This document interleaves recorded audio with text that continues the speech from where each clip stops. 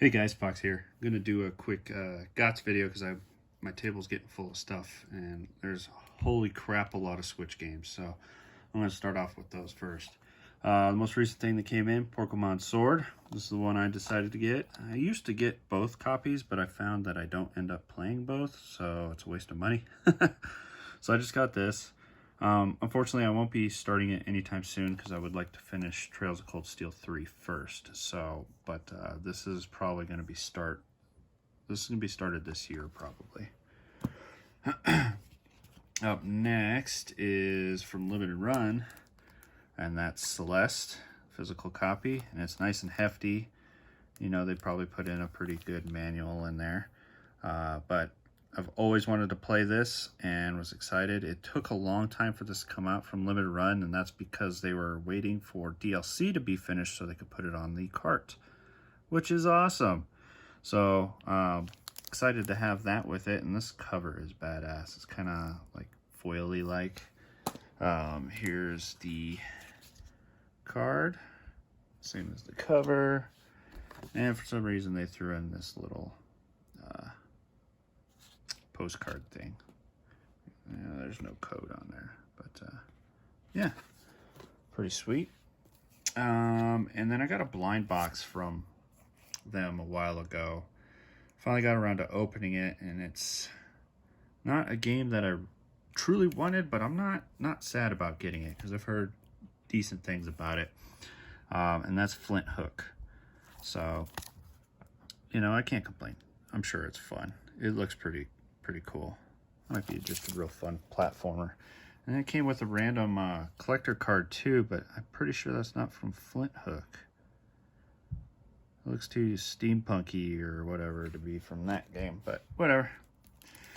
All right, so a bunch of Limited Run shit here. It all came in at once. This one came in really fast. I went ahead and got Mercenary Wings, the False Phoenix. Pretty big fan of this artwork here. But the game is a very like a 16-bit tactical strategy RPG. So I thought that'd be fun when I get in the mood. Of course, I bought all these fucking Switch games. Let's see how many I actually end up playing. Here's one that I do plan on playing soon with a buddy of mine that came from Limited Run, and that is River City Girls. This one looked pretty awesome. And I saw a review on this. I think it was Happy Console Gamer who was talking about this, and he kind of made me decide to go ahead and pre-order this from Limited Run. It looks like a lot of fun. I like the art style. Reminds me a hell of a lot of, not just River City Ransom, but the art style of Scott Pilgrim. It came with a card, of course, and surprisingly, a game soundtrack. It's pretty awesome. I haven't opened it up or listened to it yet. I probably will after I play the game, and then I'm, you know, into it, really big fan, and then I'll load this on the computer, listen to it. Here's a game that I picked up. I didn't know it came out physically. So when I saw it randomly on Amazon, I was like, fuck yeah. And it was only $30, so I picked it up. And that's Wargroove, the deluxe edition. Comes with manual, map, stickers, soundtrack. It's pretty well done.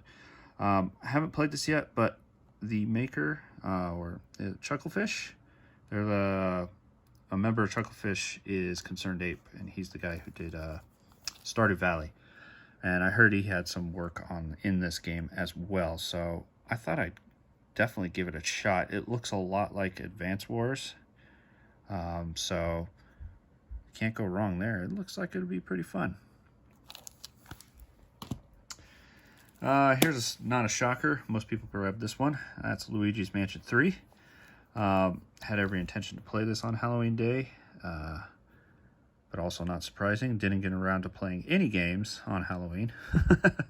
You know, family, but it's all good. I got to watch the kid go trick-or-treating, and that's always a joy. So I may not even play this year. I may wait till next Halloween or next October and play this with my son. So I may just hold off on that for a while. I picked this one up, but I've been hearing disappointing things about it. But I'll have to decide that for myself. But That's the Aladdin Lion King Classic, 16-bit Classics edition on a physical cart. Now, granted, I played these a lot on the Sega Genesis when I was a kid at my friend's house. We beat Aladdin. I'm not sure if we ever beat Lion King, but good games, really good games back on the Genesis and Super Nintendo. I'm not sure how well they'll transfer to a modern day system, but we'll see. I had a GameStop gift card from a gift from somebody, and I finally got around to picking this up because it's starting to get harder to find, I noticed, because I was looking on Amazon and I was like, can't find any new copies. But that's Ys 8, Lacrimosa of Dana. So, oh, man, I love fucking Falcom artwork. So gorgeous. That's why I like Trails of Cold Steel too. But yeah, nothing but praises from this one. Everybody talks, has something good to say about this Ys 8. So I played a couple of Ys games, so I'm pretty sure I'll enjoy that whenever the hell I get to it. I was happy that this got remastered and had every intention to play it, but didn't get to, but I will. I know I will, because I played it when it first came out, and that's Ghostbusters, the video game. So this is a remastered version of it. I have it on the PS3 and I played it there, but I was like, this would be awesome to just play on the Switch since it got re-released. It'll probably look pretty good. A lot of people consider this to be the true third movie, as it was written by Harold Ramis, and it has all the original voice actors from the movie in this game. So if you're a Ghostbusters fan, it's a must-play. This one I picked up because I loved the game. It was my game of the year last year, and I wanted to play this version because it has the 2D mode, so you could probably guess. It's Dragon Quest XI, so this is the S Definitive Edition. I like the artwork on this.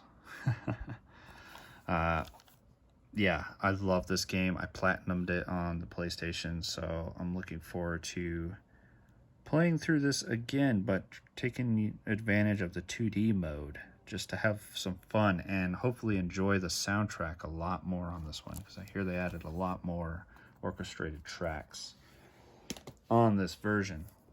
All right, last Switch game. Yeah, so many. Another limited run release. Those of you who followed me for a long time know I'm a Super Giant Games fan. I love Bastion, one of my favorite games of all time. This game was also fantastic, and that's Transistor. So now I have physical copies of Bastion and Transistor now. Thank you, limited run. So this one's really good narration, and the music is phenomenal. It was a good follow-up to Bastion. So excited to have a physical copy in this. I need to pop these open and look at these manuals. I can feel them in there. There's the card that came with it. All right, moving on to other stuff. Let's try not to wiggle the camera too much. Let's do this book. Game Boy Works, Volume 1. I got this from Fangamer. As you all know, I'm a big Game Boy fan. So this is the first year of release. A little more than that. Yeah, there it is down there. April 89 through June 1990. So it has all the games that got released during that time period in this book where it talks about it. It's done by Jeremy Parrish, and he has a podcast. I think, is he on Retronauts? I'm pretty sure it's Retronauts. But yeah, this book is very well put together. Lots of stories, everything to talk about, and it talks about each game. Good artwork there from, it looks like screenshots from probably Game Boy Color, maybe even the Super Game Boy. But yeah, excellent. You'll show you the back box art, the cart, picture of the manual, of course the front of the box. This is very well put together. I've read through just a tiny bit of it, but I'm looking forward to just reading more on some of the games that I haven't played yet. Got some screenshots. This is really cool. It's really cool, Castlevania Adventure there. But it even talks about some of the Japanese releases we didn't get, which is interesting because I haven't flipped through this far. So this makes it even more interesting because you can order these on eBay, probably get them boxed for fairly cheap from Japan.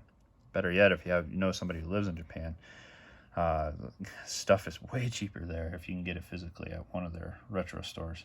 Pachinko Time, Fist of the North Star. This is a game I've been looking for a while for my Game Boy collection, but I have yet to find it. Or I've also have not scoured eBay for it yet either. But there you have it. That's great. There's a volume 2 as well. I have not picked that one up yet, but I plan on it. Speaking of Game Boy, I got a copy of Quicks. I don't have this one yet. This one's a pretty solid copy, and it also came with the manual. Got it real cheap on eBay. And here's part of the project that I've been working on. I got this idea from NES Complex. He released a video a long time ago about using cassette tape cases to hold your Game Boy games in. So you print this out on, you know, decent stock paper, and you can find these on the Cover Project, stuff like that. And they fit right inside here. You snip off one of the tabs, as I have right there. Let me grab the game, stick it in there, boom. Now you can display this and actually have a spine so you can see what the hell you're looking at when you're hunting for Game Boy games. Awesome.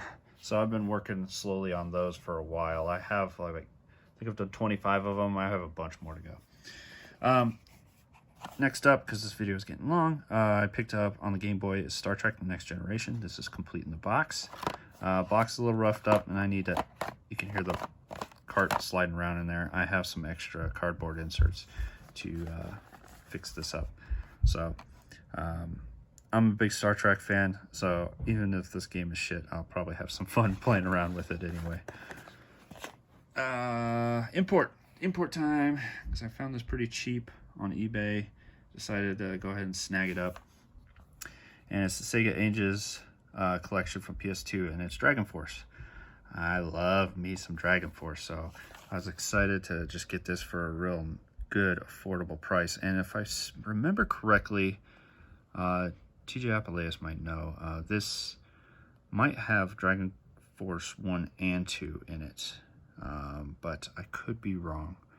As you can see, I have not done any research, nor can I read Japanese. There's the disc, and it comes with a thick manual, nice and colored and everything, which I'm surprised for a re-release that it has a colored manual in it. I think it has some kind of spine card artwork in there as well. All right, moving on. A couple figurines here. Fangamer had a sale, and that's why I picked up that book over there. But I mainly got it because these guys were half off. So I got myself Solaire from Dark Souls, Sunbro, as some of you like to call him. But it looks awesome. I think it'll look good next to my my Sigmire and my Hunter. So these are pretty awesome. Another figure I just found randomly at a Target, which I was happy that I found because he's awesome, and that's Simon Belmont for an amiibo. Looks pretty good. He'll come out of the package because I don't really collect these anymore. I have a few in the package, but he's going to look nice on the wall. Now, some Wonder Boy love. So, why did I say Wonder Boy? Wonderswan. Sorry. Anyway, so I had this. This is a Digimon special edition Wonderswan that I had come in. And it was working, and now as you can see, you can kind of see the hint of like how it's like darker color in that screen. Yeah, the screen's fucked up. It doesn't, the sound works fine. You can kind of see some outlines of stuff, you know, around the lighter areas, but in the middle where you see this darker color, it's all fucked up. So it's got a bad screen. So I don't have very good luck with these Wonderswans, and it sucks. I've been trying to get a good working Wonderswan that wasn't over $100, and I haven't had much luck lately. So I have my original Wonderswan here. Doesn't work. It works. It just, you can't see shit. And then I have a Wonderswan color that went bad on me. So let's roll the dice. Hopefully I can find somebody in Japan who can run by and find me a good, like a solid working Wonderswan crystal, and I don't have to worry about a damn thing. But with that, I also picked up a couple Wonderswan games. We got a One Piece Swan Coliseum here. These are complete. It's pretty badass. This is one I could easily play. It's just a head-to-head fighter game. Looks pretty cool. I picked up these just because they were honestly cheap, and it's cool to add to the collection. I really can't play them, but they're awesome. We have Final Fantasy. Now, mind you, I had to play it at least on a color. I think, yeah, One Piece is a crystal one, though. Yeah. So this is... I just like the simplicity of this. And it's got some beautiful artwork right here on the back. Final Fantasy 1. Kind of see that right there. And also Final Fantasy 2. Sweet.